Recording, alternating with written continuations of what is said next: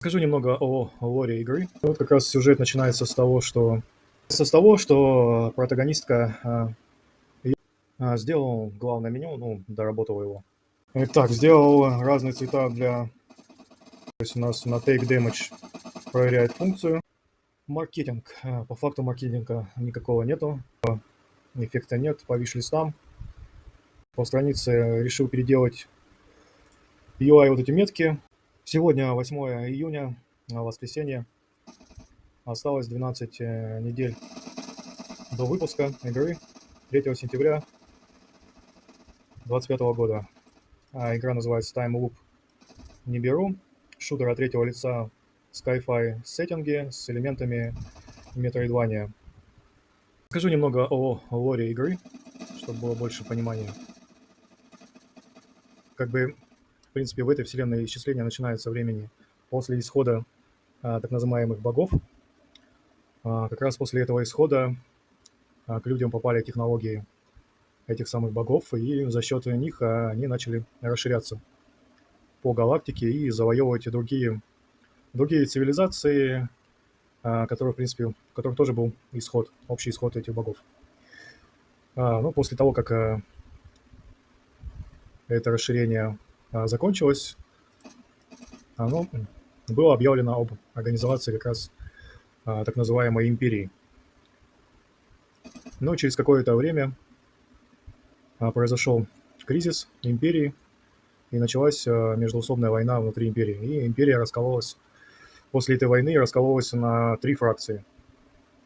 Фракция золотых – это как раз были привержены культу богов и старых технологий именно самих богов и зачатки вот этого старого строя. Потом вторая фракция – это федерации, синие, то есть те, которые выбрали путь технологий, развития в рамках технологий и так далее. И вот они объединились в федерацию, которая объединяла с собой несколько планет и так далее. И появилась третья фракция. Это именно фракция так называемых колонистов, фермеров и так далее. То есть люди, которые в основном селились на окраинах империи и которые не хотели не входить ни в одну из этих 2 фракций, хотели независимо заселять планеты и заниматься фермерством и так далее. И они объединились в конфедерацию зеленых, которые именно защищали друг друга от синих и от золотых. Так как у синих и у золотых были примерно силы равны, то как раз взаимодействие с зелеными обеспечивало как раз баланс между всеми 3 фракциями. Потому что если синие нападали на зеленых, то зеленые обращались за помощью к золотым, и наоборот, если золотые нападали на зеленых, то они обращались к синим, и тем самым создавался вот такой вот треугольный баланс между 3 этими фракциями. Но, как всегда, этот баланс смещался, и происходили определенные конфликты. Ну вот как раз сюжет начинается с того, что протагонистка, девушка, направляется на планету Нибиру. Планета Нибиру – это свободная планета, где присутствуют как раз 3 фракции. От фракции золотых здесь есть подфракция красных. Это рабочие и шахтеры, которые именно занимаются добычей полезных ископаемых для как раз фракции золотых империи. Ну и, в принципе, также они находятся в торговых отношениях с Федерацией синих и с колонистами.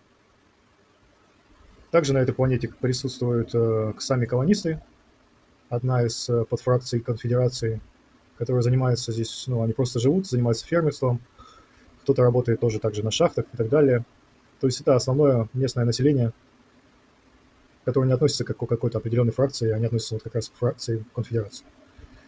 И также здесь присутствует отдельно фракция федерации, которая находится здесь в лаборатории.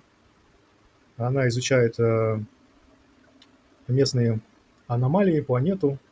Короче, занимается в основном научной деятельностью, которая, в принципе, помогает и раньше, по крайней мере, помогала и самим колонистам, и в разведке шахт и так далее, полезных ископаемых. То есть был такой баланс между всеми тремя фракциями. Но кое-что изменилось. Синяя федерация, они нашли как раз в пещере очень древний артефакт, который как раз стал камнем преткновения между тремя этими фракциями. Синяя федерация хотела этот артефакт изучать, ну и в дальнейшем забрать себе для дальнейшего изучения. Местные жители и тут небольшая часть инопланетян, которые присутствуют на планете, они относились к этому артефакту с определенным поклонением и считали, что это небольшой культ был вокруг этого артефакта. Ну и сами золотые, которые тоже являются как бы больше религиозным культом, направлены на то, чтобы вернуть богов и вернуть старый уклад жизни, поэтому этот артефакт, так как является древними технологиями богов, и они были заинтересованы в тем, чтобы его захватить себе. Но так как уже синие уже там находились, поэтому золотые решили организовать гражданскую войну между как раз местным населением зелеными и под их подфракцией красными рабочими, создать между ними конфликт и во время этого конфликта как раз напасть на лабораторию, когда она будет максимально уязвлена, и захватить себе этот самый артефакт. Ну вот игра начинается с того, что протагонистка, ее включают, она относится к фракции синих, ее включают в экспедицию, которая как раз направляется на эту планету Нибиру, и там раз в определенный срок меняются люди в лаборатории, и вот она едет на смену, чтобы сменить сотрудников в лаборатории. При подлете к лаборатории через как раз вот эту пещеру и артефакт пронзает их луч, который как раз пронзает саму протагонистку. И в тот же самый момент их шаттл подбивает, как бы в разгар вот этой гражданской войны. И этот шаттл падает со всем экипажем, разбивается, и в живых остается только сама протагонистка. И за счет того, что ее пронзает этот непонятный луч из пещеры, она попадает во временную петлю. То есть она после каждой своей смерти, она снова попадает у разбитого как раз шаттла, возрождается. И еще здесь происходит такая ситуация, что каждые 25-30 минут происходит взрыв этого артефакта, который уничтожает все живое на этой планете. И, то есть она тоже умирает и снова перерождается. То есть, в принципе, у игрока есть 25-30 минут реального игрового времени, чтобы разгадать тайну и чтобы убраться с этой планеты. И вот что для этого нужно сделать.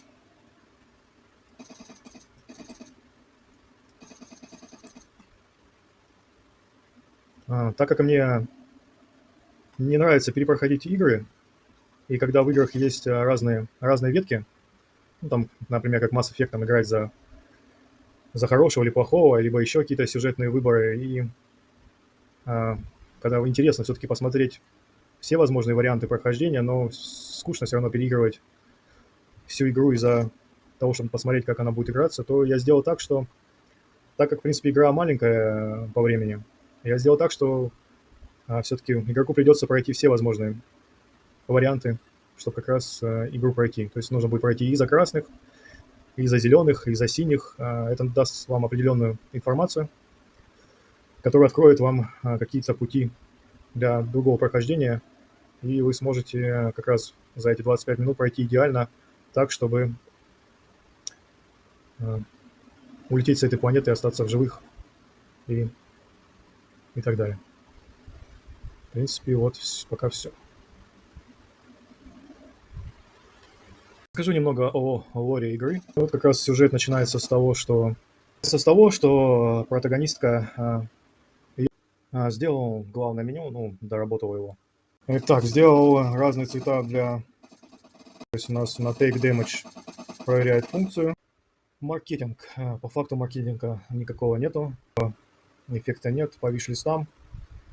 По странице решил переделать UI вот эти метки. Итак, сделал разные цвета для каждой фракции. У красных будет красный цвет трейсов и огня, у синих синий, чтобы они как-то отличались.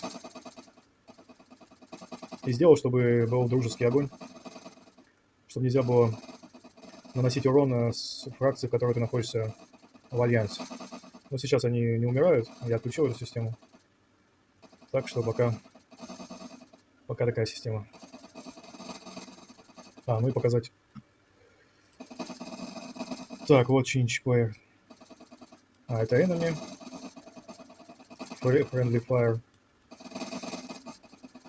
То есть у нас на take damage проверяет функцию, проверяет команду. И если она равно альянсу, то урон не наносится. Но дальше не идет логика.